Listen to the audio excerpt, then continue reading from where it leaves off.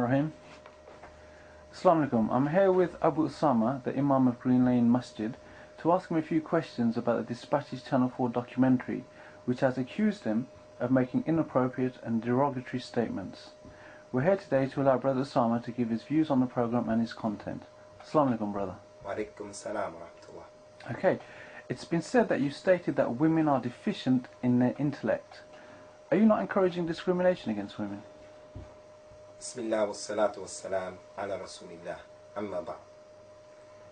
First of all, I think it's important for us to understand that in the accusations that the newspapers and this Dispatches program are making, that there are different types of statements that were made. There are certain statements that were made by different people which were the truth because they were ayats of the Quran or they were a hadith of Rasulullah sallallahu alaihi wasallam. Those statements we embrace. And then there were statements that were made by people that were incorrect. Some of them were ludicrous even. They went against al-Islam. We free ourselves from those statements. And then there are those statements that were taken out of context. People made the statements, but they were taken out of context. So as Muslims, we have to be intellectual and we have to be academic in dealing with these issues. We don't embrace everything that was said by the different speakers, nor do we reject everything that was said by the different speakers. And simply because there are non-Muslims who are making an attempt to increase this Islamophobia. It's not for us as Muslims to go overboard and not to be academic, as Allah has commanded us in the Quran to be fair and just. لا يجرمنكم شنآن قوم على أن لا تعدلوا اعدلوا هو أقرب للتقوى. Don't let a people's enmity towards you, their hatred towards you Muslims, don't allow it to make you to be oppressive, but be fair and just. This is closer to at-taqwa. So as it relates to this particular issue and all of the issues that you're going to ask me about in terms of clarifying my position, I want to answer the questions from that backdrop. Where do these accusations that they're saying that I made this statement or that statement fall into these categories? Is it the haq from the Kitab and the Sunnah? Is it something taken out of context? I actually said it, but it's out of context. Or is it an outright lie? So let us start from that point. It's been said that you stated that women are deficient in their intellect. Are you not encouraging discrimination against women? First of all, every Muslim, inshallah, who is studying his religion, he knows that this is an authentic hadith that Prophet Muhammad said, sallallahu alaihi wasallam, in describing the women's reality, that they are naqisat aqlin wa deen, that women are deficient in their intellect and they're deficient in their religion. The companions wanted to know, radiyallahu anhum, what is the meaning of this deficiency in their intellect and what is this deficiency in their religion? So he explained to them the deficiency in their intellect is that two women, when they have a witness or shahada in the court of law, it equals the one witness of a man. So that's her deficiency in her intellect. What is her deficiency in the deen? She is not able in most instances to fast the whole month of Ramadan due to her monthly cycle. She is not able in most instances to pray the whole month due to her monthly cycle. So as a result of that, there's a deficiency in her deen. So it doesn't mean that a woman is intellectually inept and below a man. It doesn't necessarily mean that. There is no man that I know of in this dunya today, no scholar of the religion of Islam or other than that, who is more intellectual, more educated, or more knowledgeable than Maryam, the mother of Isa ibn Maryam.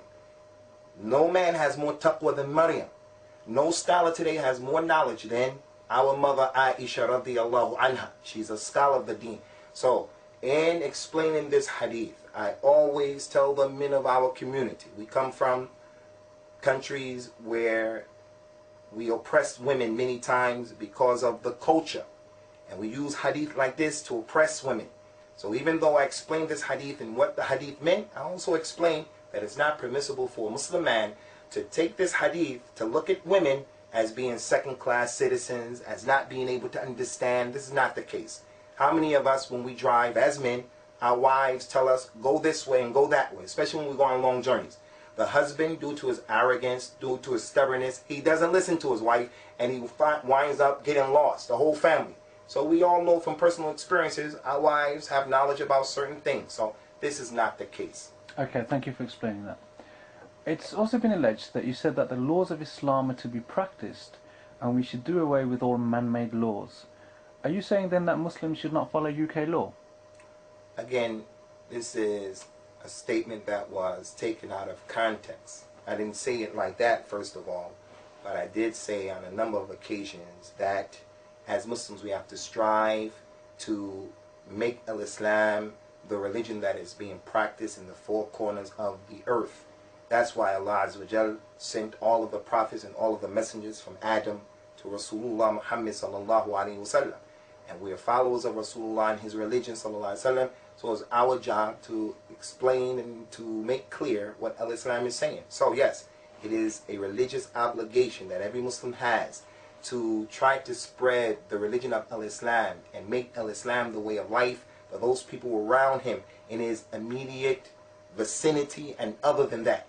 But never ever did I say that we cannot practice Islam, Al-Islam in the British law. Never did I say that. As a matter of fact, I'm against that concept and that idea because the Prophet himself, sallallahu alaihi wasallam, lived in Mecca and Al-Islam wasn't being practiced at the beginning, and he never told the Muslims, we can't practice their law.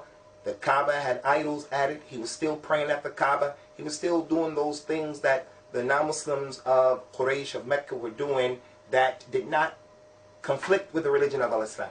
He went to Al-Medina where there were Jews and there were Christians there, and at the beginning of his stay in Al-Medina, he wasn't the one who was in control of the city, and he practiced the religion of Al-Islam, and he lived in harmony at the beginning with those people who were around him. So that's a misquote.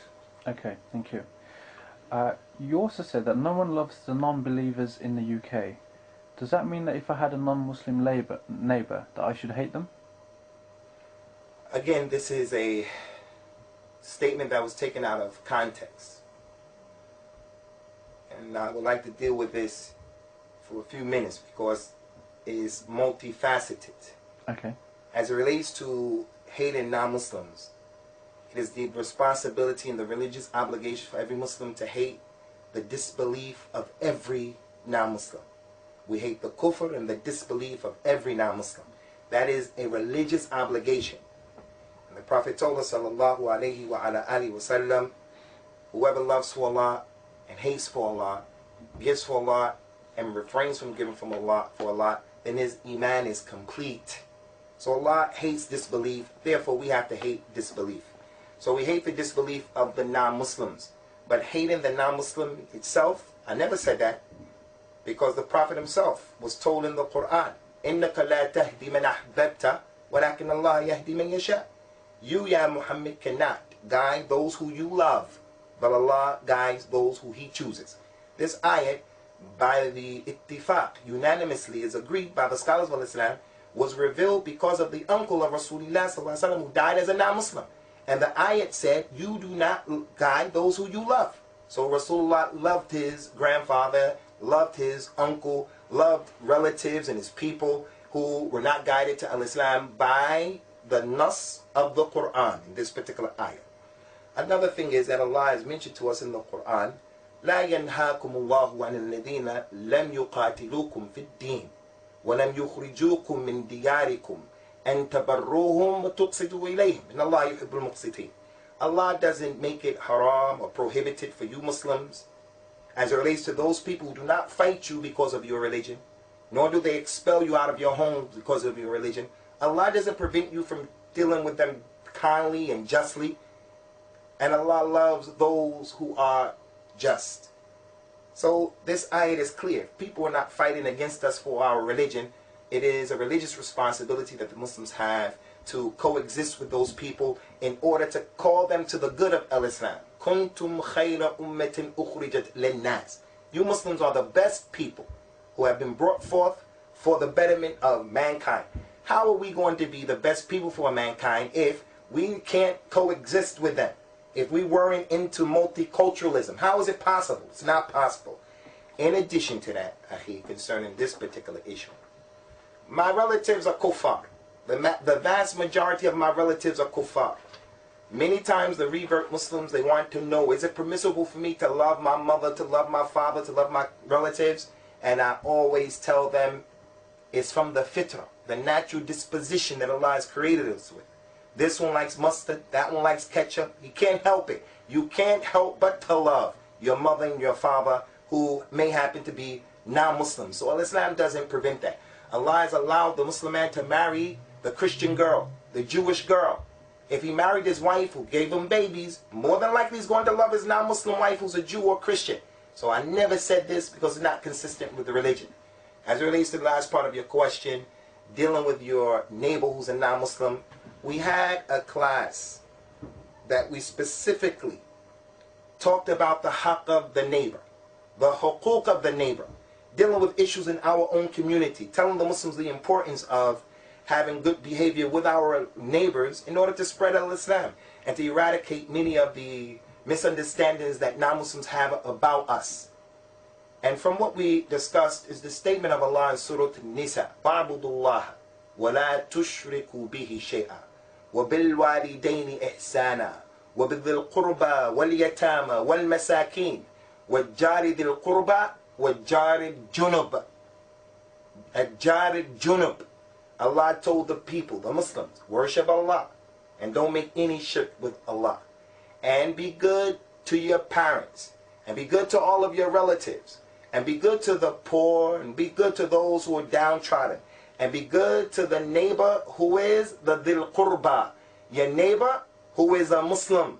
Or the neighbor who is the Jar Junub. The scholars of Islam said the Jar Junub is the neighbor who's a non-Muslim. So the neighbor who is the Dhul Qurba can be the neighbor who is a Muslim, and the neighbor who is the Junub is the neighbor who's a non-Muslim. And some of them said that the neighbor who is the Dhul Qurba is the neighbor who is close to your house, and the other one is the one who is far away from your house. So we have an ayat in the Quran that some of the mufassirun of the Quran said that the ayat and the word, the Jar Junub, is the non-Muslim neighbor. So Allah is telling us to be diligent and to give them ihsan. So this is something that I believe in and I call to. And it is a misquote, and part of it has been taken out of context. Okay, thank you. It has further been alleged that you said an imam has a right to crucify an individual and leave him on the cross for 3 days. Did you say that? This again is a statement that I said, but again, it's been misconstrued. I didn't say an imam. I said the imam of the Islamic State. The imam, the leader of the Muslims, like the Muslim states that we have right now, whether it's Egypt, whether it's Sudan, whether it's Kuwait, whether it's Malaysia, whatever the Islamic State happens to be, the imam of that state, the leader of that state, he has the right to implement what Allah commanded in the Quran in Surah Al-Ma'idah, when Allah subhanahu wa ta'ala tells the imam how to deal with those people who murder people. Allah Azza wa Jal mentioned in the Quran, إِنَّمَا جَزَاءُ الَّذِينَ يُحَارِبُونَ اللَّهَ وَرَسُولَهُ وَيَسْعَوْنَ فِي الْأَرْضِ فَسَادًا أَن يُقَتَّلُوا أَوْ يُسَلَّبُوا أَوْ تُقَطَّعَ أَيْدِيهِمْ وَأَرْجُلُهُم مِّنْ خِلَافٍ أَوْ يُنفَوْا فِي الْأَرْضِ ذَلِكَ لَهُمْ خِزْيٌ فِي الدُّنْيَا وَلَهُمْ فِي الْآخِرَةِ عَذَابٌ عَظِيمٌ. Verily the reward for those people who wage war against Allah and His Messenger and they spread mischief in the earth is that they should be killed, or they should be crucified, or their hands and feet should be cut off from opposite sides, or they should be expelled in the earth. This is their reward, their khizr. They're being put down in the dunya, and in the hereafter they're going to have a serious, grievous penalty. So I explained in the book Kitabul Kaba'ir to Al-Imam Al-Dhahabi, the book of major sins. And why did we choose this book? We chose it for a number of reasons. It's a book that talks about the aqidah that the Muslims need to understand. It's a book that talks about the knowledge of hadith. It's a book that talks about telling the Muslims how to be good citizens and stay away from major sins, like murdering people, major sins like drinking khamr, major sins or intoxicants like stealing, the major sin of revolting against the leader. It's a book that we're trying to teach the Muslims that's practical in our lives right here in this country. Al-Muhim, the Shahid, the point that I want to make concerning this is that in that class we made it perfectly clear, crystal clear, that it is up to the Imam to do what Allah said. He can either kill the murderer or he can crucify him. And I never mentioned anything about a cross. Isa ibn Maryam, our prophet, our Nabi of Al-Islam, who we believe in, who Prophet Muhammad told us, sallallahu alaihi wasallam, إِذَا جَاءَكُمْ Isa ibn Maryam فَبَلِّغُوهُ سَلَامِ. If Isa ibn Maryam comes, give him my salam. So we're waiting. If he's here, if we're here when he comes, we're going to tell him our prophet, our Nabi gave you salam. He's our Nabi. Al-Muhim, Isa ibn Maryam is going to come and break the cross. If Rasulullah sallallahu alaihi wasallam saw something in the shape of a cross in his house, he used to break it. Now why is the Imam going to crucify someone on a cross? That in itself goes to show these people are adding words and concepts into people's statements.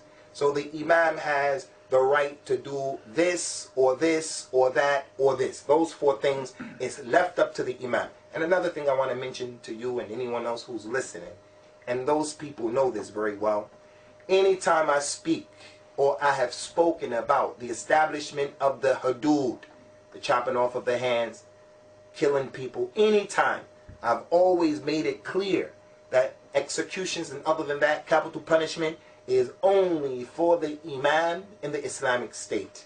It's not permissible.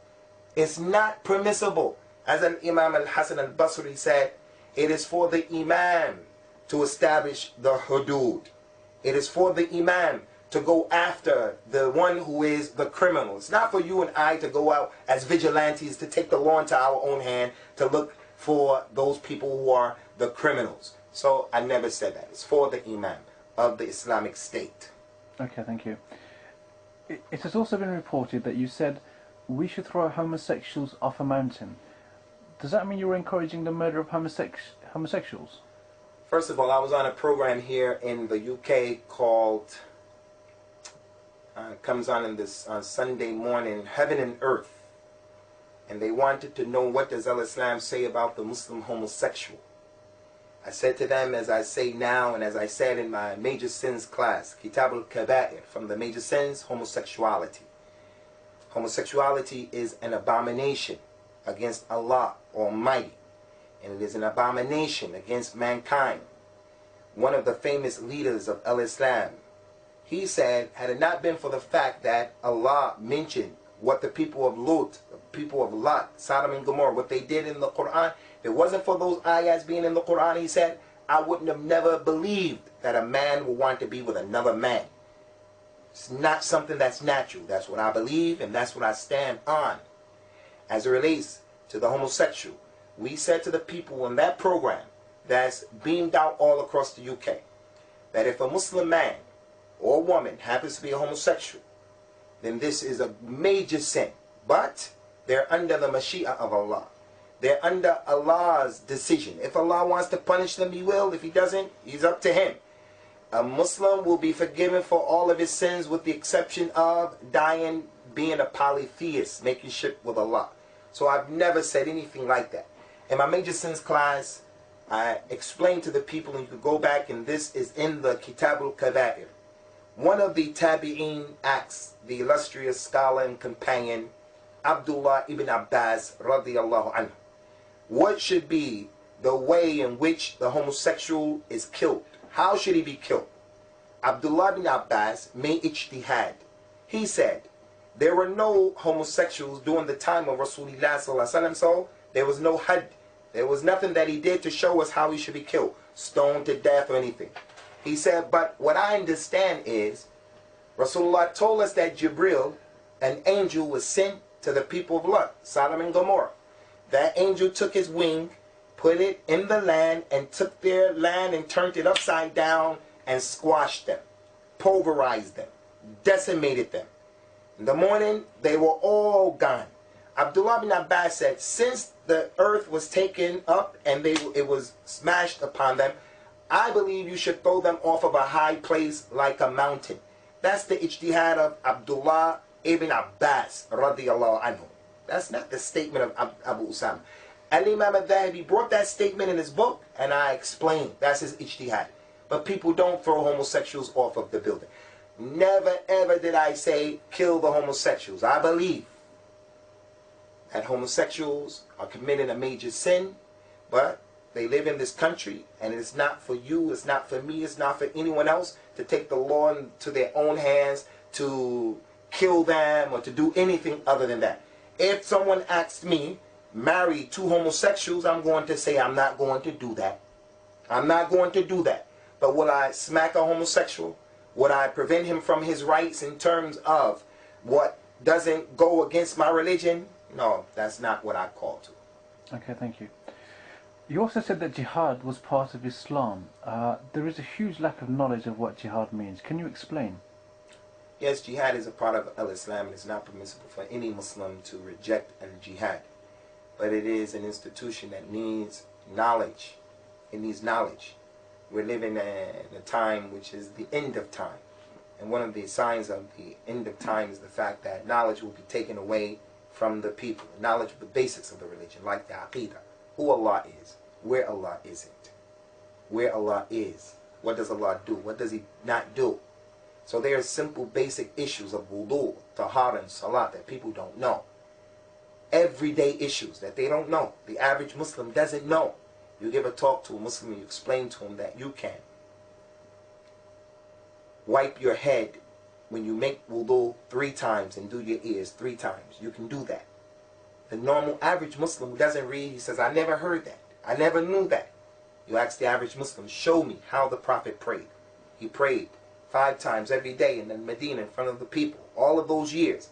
The companions have described to us in perfect detail his salah. The average Muslim is not praying according to the mechanics that have been given to us that describe his prayer. If that's the case with everyday issues, what about the issues like jihad? Most people don't know about the ahkam of al-jihad. Most people don't know about the ahkam of al-hajj, because it's not something that people are doing all the time, every day. So I say that the Muslims need to brush up on all aspects of the religion, especially these issues. And what I've said over and over and over again concerning the many lectures that I've given about jihad in order to shed light on the way we should understand it correctly, is that I always say, when it comes to issues about spilling blood and about people's money and about the private parts being made halal or haram, 3 things that happen in the jihad, then we have to be extra cautious as it relates to having knowledge of that issue. So concerning the jihad in the cause of Allah subhanahu wa ta'ala, anyone who denies it or rejects it, he goes outside of the fold of al-Islam. There are too many ayats that establish the jihad, which is the military campaign. But the jihad that we are talking about here is the jihad of making efforts and simply striving just to be a Muslim. The jihad of the everyday struggle. The jihad of getting up, living in this society, going to work, staying married, educating our children. The jihad of getting an education and so forth and so on. But I do not apologize, nor do I water down and make tamyir the military jihad. But that military jihad, it is of 2 types that we need to come to know about. The defensive jihad and the offensive jihad, and they both have their ahkam. I want to bring your attention to something. That is, we did a lecture called The Levels of Jihad According to Al-Imam Ibn al-Qayyim from his book Zad al-Ma'ad.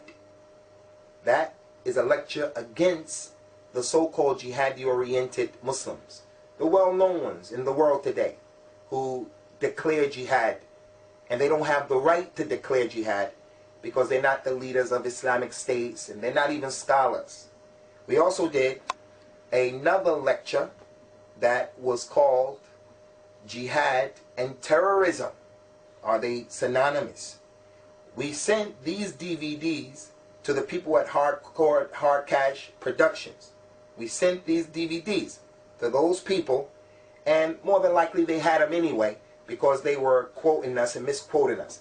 So we just want to make it clear that we do not run away from the jihad in al-Islam, the military campaign. But what jihad? What jihad are we going to make during this time as Muslims in terms of the military campaign. And I believe that the people who are screaming jihad, jihad from the Muslims, meaning the military campaign, those people are actually cowards, because the reality of our situation, the reality, the weakness of the Muslim Ummah right now clearly shows us that those people have lost the plot. Prophet was in Mecca sallallahu alaihi wasallam, and the ayat was revealed in the Quran, فَجَاهِدْ بِهِ جِهَادًا كَبِيرًا. Make the big jihad with it. With it means with the Quran. With the Quran. While he was in Mecca, and his condition was a condition of weakness, his jihad was the jihad of spreading al-Islam and being patient. It wasn't the jihad of the sword. Even though the ayat was revealed, هُوَ الَّذِي أَرْسَلَ رَسُولُهُ بِالْهُدَى وَدِينَ الْحَقِّ لِيُظْهِرَهُ عَلَى الدِّينِ كُلِّهِ وَلَوْ كَرِهَ الْكَافِرُونَ. This ayat was revealed in Mecca. He is the one, Allah, who sent his messenger with the guidance and the religion of truth to declare it over all other religions. Even though the disbelievers may detest it. Rasulullah was reading that surah in Mecca sallallahu alaihi wasallam, this ayat. And yet he didn't have a military campaign for 13 years. The jihad that he performed in Mecca was the jihad of the lisan, calling the people to the religion. So, Al-Imam, Shaykh al-Islam, Ibn Taymiyyah, rahimahullah ta'ala, another point that I've re-emphasized over and over again. This Imam of al-Islam, he told the Muslims, there's some wisdom in Rasulullah sallallahu alaihi wasallam being in Mecca for 13 years and then in Medina for 10 years. There's some wisdom in that.